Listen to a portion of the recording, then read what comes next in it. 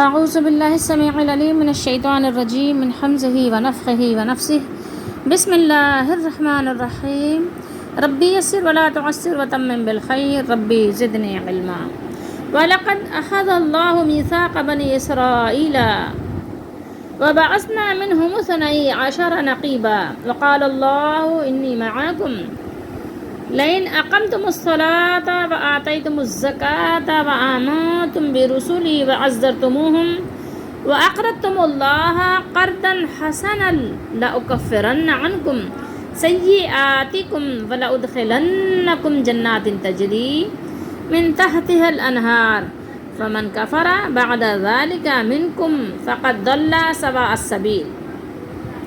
آیت نمبر 12 ہے سورۃ المائدہ کی اور 6واں سپارہ ہے۔ اور بے شک اللہ نے بنی اسرائیل سے عہد لیا تھا۔ بنی اسرائیل لقب ہے یعقوب علیہ السلام کا، بنی ان کے بیٹے، اور ہم نے ان میں سے 12 سردار مقرر کیے تھے۔ یعقوب علیہ السلام کے 12 بیٹے تھے، اور اللہ نے کہا بے شک میں تمہارے ساتھ ہوں اگر تم نماز قائم کرو گے اور زکوٰۃ ادا کرو گے اور میرے رسولوں پر ایمان لاؤ گے اور ان کی مدد کرتے رہو گے اور اللہ کو اچھا قرض دو گے تو میں ضرور تم سے تمہاری برائیاں دور کر دوں گا۔ لَأُكَفِّرَنَّ عَنْكُمْ سَيِّئَاتِكُمْ، اور ضرور تمہیں ایسے باغوں میں داخل کروں گا۔ وَلَأُدْخِلَنَّكُمْ جَنَّاتٍ تَجْرِي، جن کے نیچے نہریں بہتی ہیں۔ ٹھیک ہے، کیا بہتی ہیں؟ نہریں بہتی ہیں، جن کے نیچے جنات، ٹھیک ہے، باغات ہیں، جنت ہے، بہتی ہیں۔ پھر اس کے بعد تحتا نیچے، ٹھیک ہے، من کی وجہ سے یہ تحتی ہو گیا ہے۔ انہار نہر کی جمع ہے، اردو میں بھی آپ نہر کہتے ہیں، اس کی جمع انہار ہے۔ پھر اس کے بعد جس نے کفر کیا، جس نے بھی، تو یقیناً وہ سیدھی راہ سے بھٹک گیا۔ ٹھیک ہے، کون بھٹک گیا؟ جس نے بھی کفر کیا وہ بھٹک گیا، کہاں سے؟ سیدھے راستے سے۔ پچھلی آیت کو ہم یاد کریں، آیت نمبر 7 میں ہم نے پڑھا تھا، وہاں پر یہ بات مذکور ہے کہ مسلمانوں اپنے آپ پر اللہ کی نعمت اور اپنے اس عہد کو یاد کرو جو تم نے یعنی خود عہد کیا تھا، وعدہ کیا تھا، اور وہ پختہ بھی کیا تھا۔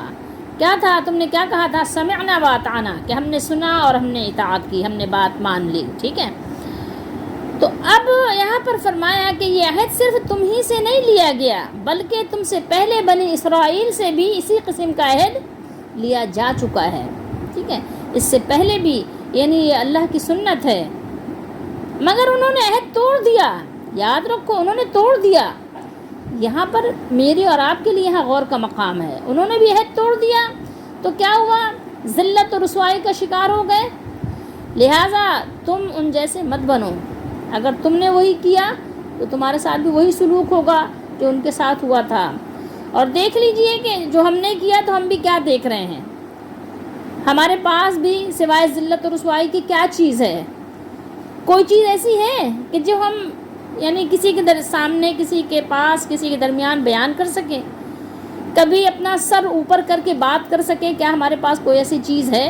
کوئی بھی چیز، آپ وہ حکمرانی لے لیں، وہ عدالتی نظام لے لیں، وہ مسلمانوں کا رکھ رکھاؤ لے لیں، کوئی بھی تجارتی منڈیوں کا حال دیکھ لیں اور گھریلو معاملات دیکھ لیں، کچھ بھی دیکھ لیں، کوئی چیز ہے کہ جو ہم یعنی جس پر خوش ہو کر بات کر سکیں؟ ہمارے پاس کوئی چیز ہے قابل بیان؟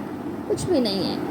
بنی اسرائیل کے کل 12 قبیلے تھے، ٹھیک ہے، 12 سردار تھے، 12 قبیلے تھے، جی ہر سردار سے ایک قبیلہ منسوب ہو گیا۔ اللہ تعالیٰ نے انہی میں سے ان پر 12 سردار مقرر کر دیے تاکہ وہ ان کے حالات پر نظر رکھیں۔ جیسے کہ ایک امیر ہوتا ہے، اور امیر کیا ہوتا ہے کہ اپنے سے نیچے والوں پر نظر رکھتا ہے، ان کی دیکھ بھال اور ان کی ہر چیز کی ضروریات کا خیال بھی رکھے اور عدل و انصاف کو بھی قائم رکھے اور انہیں اپنے عہد پر قائم رہنے کی تلقین کرتے رہیں. یہ ساری چیزیں تھیں. وَلَقَدْ أَخَذَ اللَّهُ مِيثَاقَ بَنِي إِسْرَائِيلَ، اور یقیناً لیا تھا اللہ تعالیٰ نے پختہ وعدہ بنی اسرائیل سے، اور بے شک اللہ نے بنی اسرائیل سے قرار لیا تھا، وعدہ لیا تھا، اور ہم نے ان میں 12 سردار مقرر کیے تھے. ان کے قبیلوں کے سردار مقرر کر دیے تاکہ وہ ان کی بیعت کر کے اللہ، اس کے رسول اور اس کی کتاب کی باتوں کو سن کر اطاعت بجا لانے کا عہد کریں. تفسیر طبری کے حوالے سے بیان ہے کہ حضرت ابن عباس رضی اللہ تعالیٰ عنہما، محمد بن اسحاق اور کئی ایک ائمہ نے ذکر کیا ہے کہ یہ اس وقت کی بات ہے جب حضرت موسیٰ علیہ السلام جابر اور سرکش لوگوں سے کیا تھے؟ مصروف جہاد تھے. ٹھیک ہے، یا ان کی طرف متوجہ تھے. تو آپ علیہ السلام کو حکم دیا گیا تھا کہ آپ ہر خاندان سے ایک ایک سردار مقرر کر دیں. ابن جریر نے ان نقیبوں کے نام بھی ذکر کیے ہیں. وقال اللہ، اور اللہ تعالیٰ نے فرمایا، انی معاکم، اور اللہ نے فرمایا کہ بے شک میں تمہارے ساتھ ہوں، میں تمہاری حفاظت کروں گا اور اپنی تائید و حمایت سے نوازوں گا. لئن اقمتم الصلاۃ وآتیتم الزکاۃ وآمنتم برسولی، اگر تم نماز پڑھتے اور زکوٰۃ دیتے رہو گے اور میرے جو اللہ کے بھیجے ہوئے ہیں پیغمبر، رسول بے رسولی، جو اللہ کے بھیجے ہوئے ہیں، جو تمہارے سامنے یعنی وحی الہی کی باتیں پیش کرتے ہیں، تم ان کی تصدیق کرو گے. وعزرتموہم، اور تم ان کی مدد کرو گے، یعنی حق کی حمایت میں ان کی نصرت، ان کی اعانت کرو گے. وَأَقْرَضْتُمُ اللَّهَ قَرْضًا حَسَنًا، اور تم اللہ کو قرض حسنہ دو گے، یعنی اس کی راہ میں اس کی رضا حاصل کرنے کے لیے، اس کو خوش کرنے کے لیے، اس کی خوشی کے، اس کی رضا کے حصول کے لیے اپنے مال کو خرچ کرو گے. تو لَأُكَفِّرَنَّ عَنْكُمْ سَيِّئَاتِكُمْ، تو میں ضرور، لام کیا بتا رہا ہے؟ لام یہ بتا رہا ہے کہ ضرور بالضرور، تاکید کا معنی دے رہا ہے. ٹھیک ہے، تو میں ضرور بالضرور تمہارے گناہ دور کر دوں گا، تمہارے گناہ مٹا دوں گا اور ان کی پردہ پوشی کروں گا، اور تم سے مواخذہ نہیں کروں گا کیونکہ تم بشر ہو نا، بشری تقاضے بھی تو تمہارے ساتھ ہیں. وَلَأُدْخِلَنَّكُمْ جَنَّاتٍ تَجْرِي مِن تَحْتِهَا الْأَنْهَارُ، اور ضرور تم کو باغوں میں داخل کروں گا جن کے نیچے نہریں بہہ رہی ہیں، جن کے نیچے نہریں جاری ہیں. الغرض، تم سے تمام تکلیف دہ چیزوں کو دور کر دوں گا اور تمہیں تمہارا مقصود عطا کر دوں گا. لیکن اگر ایسا نہیں کیا ہے، عہد کو توڑ دیا، وعدے کو توڑ دیا، عہد شکنی کی، کیا فمن کفر بعد ذلک منکم فقد ضل سواء السبیل، پھر جس نے اس کے بعد تم میں سے کفر کیا وہ سیدھے رستے سے بھٹک گیا.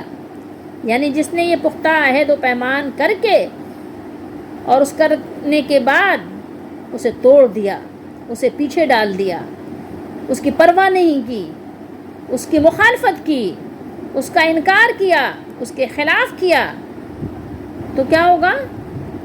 اس کے ساتھ اس شخص کی طرح معاملہ کیا جائے گا جو گمراہوں کے ساتھ کیا جانا چاہیے، کیونکہ وہ بھٹک گیا نا. فقد ضل سواء السبیل، کہ وہ سیدھے راستے سے بھٹک گیا، سیدھے راستے سے ہٹ کے دور چلا گیا.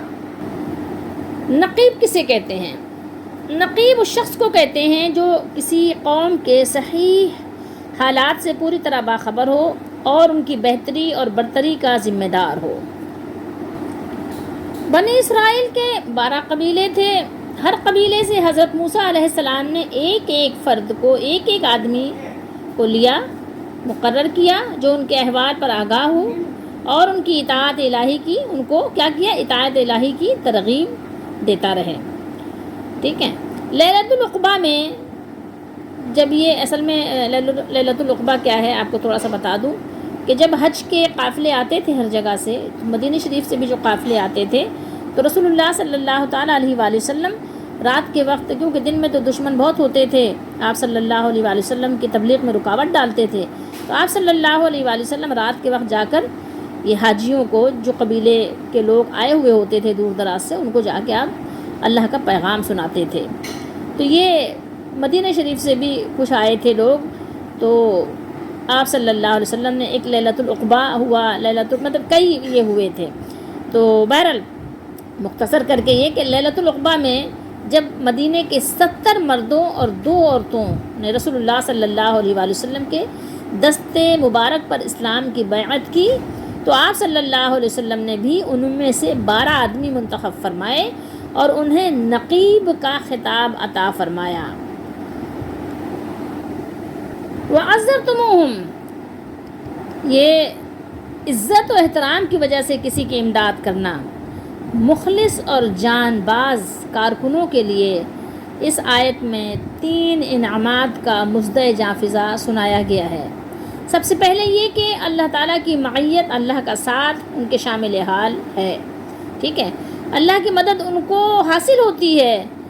اللہ تعالیٰ نے کیا فرمایا؟ اللہ نے فرمایا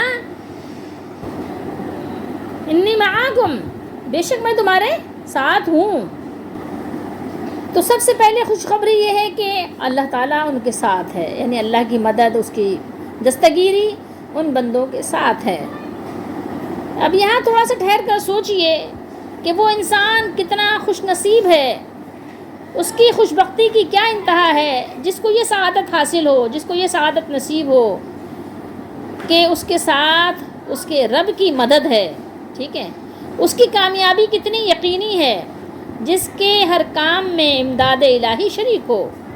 دوسری بشارت کیا ہے؟ دوسری بشارت یہ دی گئی ہے کہ بشری تقاضوں اور طبعی کمزوریوں کی وجہ سے جو غلطیاں اس سے ہو جاتی ہیں، ان کا اثر اس کے دل سے اور اس کا ذکر اس کے نام اعمال سے محو کر دیا جاتا ہے، نکال دیا جاتا ہے، مٹا دیا جاتا ہے، دور کر دیا جاتا ہے۔ یہ کتنی بڑی بشارت، کتنی بڑی خوشخبری ہے، جو کہ آپ کو اسی آیت میں نظر آ رہی ہے، آیت نمبر 12 میں آپ کو نظر آ رہی ہے کہ دیکھیے کیا ہے، میں ضرور تم سے تمہاری برائیاں دور کر دوں گا۔ اور تیسری بشارت کیا ہے، تیسری خوشخبری کیا ہے؟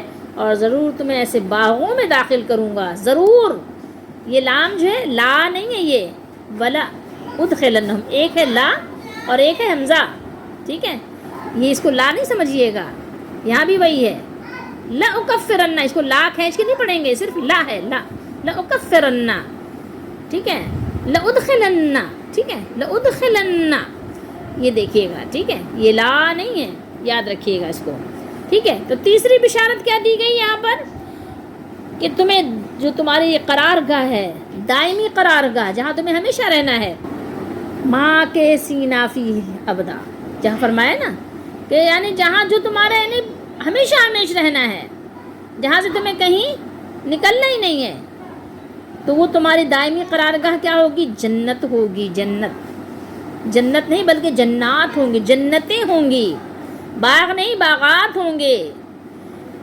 کرتے ہی رہو اپنے سیر و تفریح، ٹھیک ہے، کرتے ہی رہو، عیش و عشرت کے سامان اپنے کرتے ہی رہو۔ یہاں تو تم پیسے دے کر جاتے ہو نا ناردرن ایریاز گھومنے پھرنے کے لیے، وہاں تو اللہ نے تمہیں فری میں رکھا ہے، یہاں تو تھک جاتے ہو نا گھومتے پھرتے ہو، وہاں تھکن کا بھی کوئی گزر نہیں ہے، ٹھیک ہے، وہاں بہار ہی بہار ہے، وہاں خزاں نہیں ہے، وہاں آرام ہی آرام ہے، وہاں بے سکونی نہیں ہے، سکون ہی سکون ہے، وہاں راحت ہو، شادمانی ہے، رنج و غم کا کوئی گزر نہیں ہے، وہاں پر بیماری کا کوئی گزر نہیں ہے، تکلیف کا کوئی اثر نہیں ہے، تکلیف کا کوئی گزر نہیں ہے ہی نہیں، وہاں پہ یہ اثرات ہیں ہی نہیں، تو آپ پر کیسے اثر ہوگا اس کا؟ ممکن ہی نہیں ہے۔ تو اب آپ ذرا غور کیجئے کہ یہ 3 آپ کو بشارتیں جو سنائی گئی ہیں، کسی مخلص کی حوصلہ افزائی کے لیے اس سے زیادہ اور مؤثر کیا چیز ہو سکتی ہے؟ کتنا یعنی آپ کہنا چاہیے کہ خوش نصیب ہے وہ شخص جس کو یہ بشارتیں نصیب ہو جائیں اور وہ اس کو حاصل کرنے میں کامیاب ہو جائے۔ اب آئیے اس آیت مبارکہ کی روشنی میں ذرا اپنا بھی تجزیہ کر لیتے ہیں کہ اللہ نے ان سے عہد لیا تھا، تو ہم سے بھی کوئی عہد ہے، ہم سے بھی کوئی عہد و پیمان ہے، کیا ہم اس پورے اتر رہے ہیں؟ ٹھیک ہے، ان کے یہاں سردار تھے، ہمارے یہاں بھی سردار ہیں، سردار اپنی سرداری پہ غور کر لیں۔ سردار کس کس طرح کے ہو سکتے ہیں؟ کسی بھی طرح کے سردار ہو سکتے ہیں۔ کمپنیوں میں بیٹھے ہوئے جن کے پاس قلم کا اختیار ہے وہ بھی سردار ہیں، ٹھیک ہے، جن کے انڈر میں کسان آتے ہیں وہ بھی سردار ہیں، جن کے انڈر میں کوئی شہر ہے، کوئی قصبہ ہے، کوئی علاقہ ہے وہ بھی سردار ہیں، جن کے انڈر میں ملک ہے وہ بھی سردار ہیں، جن کے انڈر میں عدالتیں ہیں وہ بھی سردار ہیں، ٹھیک ہے۔ جو آپ خود غور کر سکتے ہیں، گھر کے بھی سردار ہیں، بستیوں کے بھی سردار ہیں، ہر ادارے میں سردار ہوتے ہیں۔ سردار کون ہیں؟ نقیب ہوتے ہیں، ہر ادارے میں ہوتے ہیں، ٹھیک ہے۔ وہاں 12 تھے اور یہاں کتنے ہیں؟ ذرا غور کر لیجئے۔ پھر آپ دیکھیے کہ جو سردار ہے کیا وہ اپنی سرداری کا حق ادا کر رہا ہے، اور جو اس کے انڈر میں آتے ہیں کیا وہ اپنے جو ان کے حقوق ہیں وہ پورے کر رہے ہیں، ٹھیک ہے۔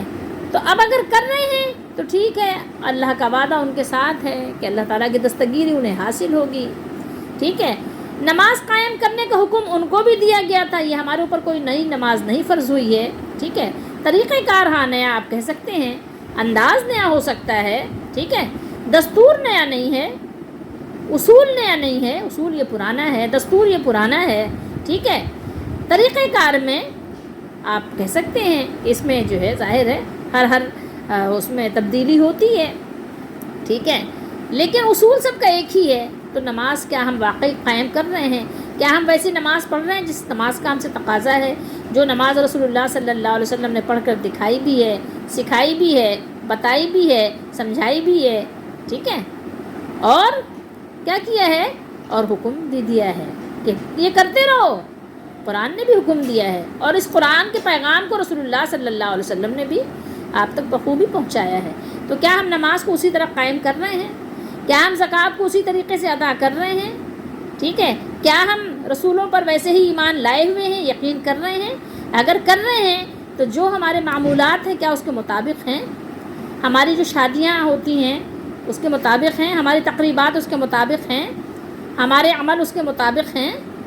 ایسا تو نہیں کہیں سے مان لیا، کہیں سے چھوڑ دیا، یا جہاں سے جی چاہا مان لیا، ایمان لیا، جہاں سے جی چاہا چھوڑ دیا، ایسا تو نہیں کہیں۔ غور کیجئے، ذرا غور کرتے جائیے، ٹھیک ہے، کہ نہ تو ان سے اللہ کی رشتہ داری تھی، نہ آپ کی اللہ سے رشتہ داری ہے۔ اگر انہوں نے عہد توڑا اور ان پر جو ہے عذاب آیا تو پھر ظاہر ہے اگر تم نے عہد توڑا ہے تو تم بھی اس کے لیے بھی تیار ہو جاؤ، ٹھیک ہے۔ سوچو، کیا تم یہ سارے کام کر رہے ہو؟ کیا تم رسولوں کی دین کی، اور بالخصوص محمد رسول اللہ صلی اللہ علیہ وسلم جو آخری رسول ہیں، ان کے دین کا پرچار کر رہے ہو، ان کے مشن کو آگے بڑھا رہے ہو، ان کے پیغام کو آگے پہنچا رہے ہو؟ رسولوں کی اور مدد آپ کیا کر سکتے ہیں؟ ان کے دین کو، ان کے مشن کو آگے بڑھانا ہے نا، اور کیا کریں گے؟ اور تو آپ کے درمیان موجود نہیں ہے نا، یہ آپ نے خود دیکھنا ہے۔ کیا تم اللہ کو اچھا قرض دے رہے ہو؟ تم ضرورت مندوں کی ضرورت کو پورے کرنے کا اہتمام کرتے ہو، ٹھیک ہے، اور کیا جو تمہارے ساتھ احسان کرتے ہیں ان کی تم شکر گزاری کرتے ہو، ٹھیک ہے، کیا تم ان کو جزاک اللہ کہتے ہو، یا ان کو دل آزاری کرتے ہو، ان کو تکلیف پہنچاتے ہو تو اگر وہ تمہارے ساتھ احسان کرتے ہیں تو بتاؤ، اگر یہ کرتے ہو، اللہ کو اچھا قرض دیتے ہو، قرض حسن دیتے ہو، اللہ کے لیے، اللہ کی رضا کے لیے خرچ کرتے ہو، اگر ایسا کرتے ہو تو پھر ٹھیک ہے، یہ تمہیں انعامات ملیں گے جو یہاں میں نے ابھی اس سے پہلے آپ کو تفصیل سے بتا دیا، ٹھیک ہے۔ اگر تو تم ہو اس کے مستحق تو ظاہر ہے اللہ تعالیٰ اپنے وعدے کے خلاف نہیں کریں گے، یہ پیچھے بھی بات ہو چکی ہے۔ لیکن اگر تم نے نہیں کیا یہ سب کچھ جو بیان ہوا اسی آیت نمبر 12 میں سورہ مائدہ میں، اگر نہیں کیا تو پھر کیا ہوگا؟ تمہارا شمار کن لوگوں میں ہوگا؟ گمراہوں میں ہوگا، تمہارا نام گمراہوں کی فہرست میں لکھا جائے گا۔ پھر آگے جو ہے اس کے بعد جو بیان ہوگا وہ ہم بعد میں پڑھیں گے۔ تو آپ بتائیے کہ میں اور آپ کیا کر رہے ہیں؟ کیا کر رہے ہیں؟ غور کریں ذرا۔ ہمیں پردے کا حکم دیا گیا تھا، اور جتنی زیادہ ہو سکتی اتنی بے پردگی ہم کر رہے ہیں، اور اس کے بارے میں دلائل بھی پیش کرتے ہیں۔ نہ ہمیں سنت یاد آتی ہے، نہ اللہ کا قول یاد آتا ہے، نہ رسول اللہ صلی اللہ علیہ وسلم کا حکم یاد آتا ہے، نہ رسول اللہ صلی اللہ تعالیٰ علیہ وآلہ وسلم کا طریقہ یاد آتا ہے، نہ صحابہ کرام کا عمل یاد آتا ہے۔ تو بتائیے تو صحیح، کہ آپ کو کیا یہ بشارتیں ملیں گی؟ کیسے ملیں گی؟ کیسے ملیں گی؟ آپ نے پیپر دیے نہیں، آپ نے امتحان میں نمبر لیے نہیں، اور آپ یہ سمجھ رہے ہیں کہ آپ کو پاس کر دیا جائے گا، یا آپ یہ سمجھ رہے ہیں کہ آپ بڑے اچھے نمبر لے آئیں گے، A1 گریڈ آپ کا آ جائے گا؟ کیسے آ جائے گا؟ سوچئے گا، بار بار سوچئے گا۔